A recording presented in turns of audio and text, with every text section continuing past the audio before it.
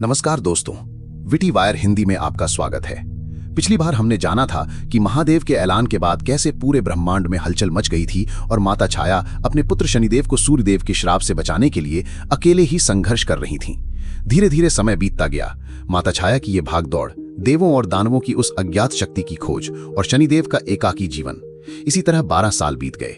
अब शनिदेव, यम और यमी सभी बड़े हो चुके थे। जहां यम और यमी अपनी युवावस्था में सूर्यलोक के वैभव का आनंद ले रहे थे, वहीं शनिदेव उस घने अंधेरे जंगल में एकांत और अकेलेपन में पल रहे थे। माता छाया का हर दिन सूर्यलोक जाना और फिर वापस शनिदेव के पास लौट कर आना उनकी दिनचर्या बन चुकी थी।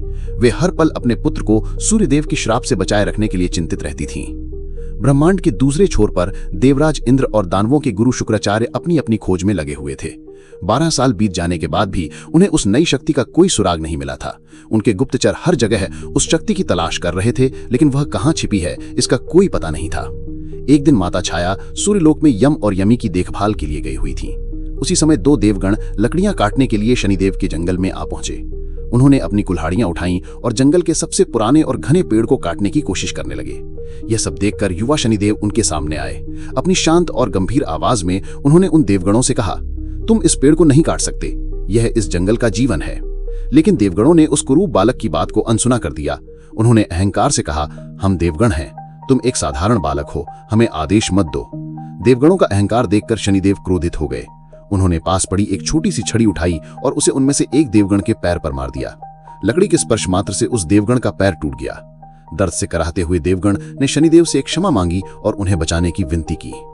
शनिदेव ने उस पेड़ से एक पत्ता तोड़ा जिसे वे देवगण काटने आए थे। शनिदेव ने उस पत्ते को उस देवगण के टूटे हुए पैर पर रख दिया। चमत्कार हुआ, पत्ता रखते ही वह पैर तुरंत ठीक हो गया। ये देखकर दूसरा देवगण बहुत डर गया और वहां से भाग निकला। शनिदेव ने उसे रोकने की कोशिश की, लेकिन जब वो नहीं रुका तो शनिदेव उसे सबक सिखाने के लिए उसके पीछे भागे। दौड़ते हुए शनिदेव का एक हाथ गलती से सूर्य की किरणों के संपर्क में आ गया। सूर्यदेव के श्राप के कारण जैसे ही किरणें उनके हाथ पर पड़ी, उनका हाथ बुरी तरह झुलस गया। दर्द से तड़पते हुए शनिदेव वापस अपनी गुफा में लौट आए और अपनी माता का इंतजार करने लगे। उधर सूर्यलोक में माता छाया ने देखा कि सूर्यदेव बहुत क्रोधित हैं। उन्होंने उत्सुकता से पूछा, हे प्रभु, आप इतने क्रोध में क्यों हैं? सूर्यदेव ने अपनी क्रूरता और घमंड दिखाते हुए कहा, तुम्हारी संतान मेरे सामने आ गई, मेरा श्राप अपना काम कर चुका है, मेरा पुत्र मेरे तेज में झुलस गया है। अपने पुत्र के झुलसने की बात सुनकर माता छाया का हृदय कांप उठा। वे बिना एक पल भी सोचे सूर्यलोक से भागी और अपने पुत्र को देखने के लिए अंधेरे जंगल की ओर दौड़ पड़ी।